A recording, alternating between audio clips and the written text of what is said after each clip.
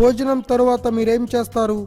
కొందరు పడుకుంటారేమో, మరికొందరు వాకింగ్ చేస్తారేమో. ఒక్కొక్కరికి ఒక్కో అలవాటు ఉంటుంది.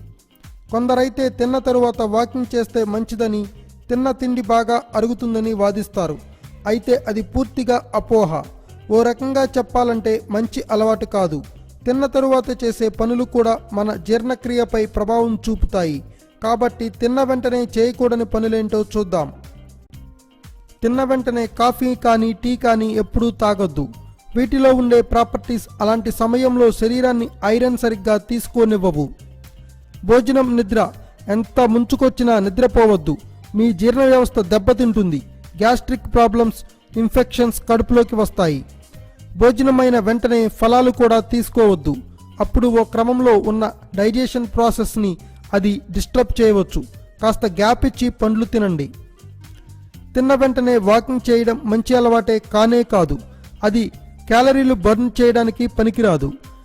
డైజెషన్ ప్రాసెస్కి కావాల్సిన ఎనర్జీని మళ్లించిన వారవుతారు. ఓ అరగంట తరువాత వాకింగ్ చేస్తే అది వేరే విషయం. అలాగే తిన్న వెంటనే వ్యాయామం కూడా వద్దు. సిగరెట్లు కాల్చడమే ప్రమాదం అంటే తిన్న వెంటనే కాల్చడం ఇంకా ప్రమాదం.